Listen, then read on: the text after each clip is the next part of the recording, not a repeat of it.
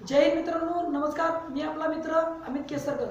आता कोल्हापूर याची अपडेट मी तुम्हाला मागच्या वर्षी पण दिली होती, त्याच्या मागच्या वर्षी पण दिली होती. ह्या वर्षी मी ती अपडेट देऊ शकत नाही कारण की त्या ठिकाणी मला जाता आलेलं नाही आहे. परंतु माझे जे मित्र त्या ठिकाणी फिजिकलला गेले होते त्यांच्याकडून जी माहिती मिळालेली आहे ती माहिती मी तुम्हाला सविस्तर या व्हिडिओमध्ये सांगणार आहे. त्यामुळे हा व्हिडिओ शेवटपर्यंत बघा, जेणेकरून तुम्हाला त्याची माहिती तुम्हाला तुमच्यापर्यंत पोहोचेल आणि त्या ठिकाणी सविस्तर तुम्हाला फिजिकलला गेल्यानंतर कोणत्याही प्रकारची त्या ठिकाणी दुखापत होणार नाही आणि त्याचबरोबर तुम्हाला चांगल्या पद्धतीने 1600 मीटर मारता येईल. तर मित्रांनो, कोल्हापूर एआरओमध्ये पहिल्यांदाच असं झालेलं आहे की गोवामध्ये जी भरती चालू आहे, म्हणजे एक कोल्हापूर एआरओची जी असली तरी ती गोवामध्ये भरती चालू आहे, त्याचं फिजिकल चालू आहे, सर्वांनाच माहीत आहे. परंतु त्या ठिकाणी कोल्हापूर फिजिकल जे आहे कोल्हापूर एआरओ गोवामध्ये, त्या ठिकाणी 1600 मीटर जे आहे ते रोडला आहे आणि ते एकटाक आहे.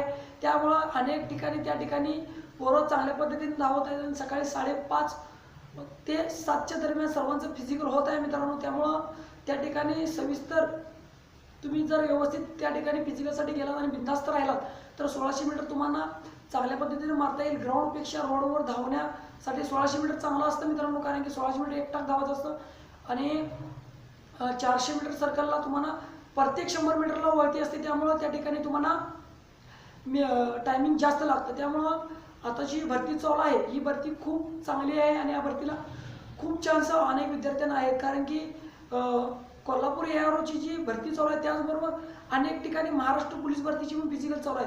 त्यामुळं अनेक विद्यार्थी पेपर क्वालिफाय केलेले ते विद्यार्थी त्या ठिकाणी फिजिकलला गेलेले आहेत की नाही आहेत हे कुणाला माहीत नाही आहे. त्यामुळे त्या ठिकाणी एक गोल्डन चान्स असं म्हणावा लागेल, कारण गोल्डन चान्स जो आहे तो अग्निवीरसाठी आहे आणि अग्निवीरची अपडेट मी तुम्हाला देत आहे ती सर्वात महत्त्वाची आहे.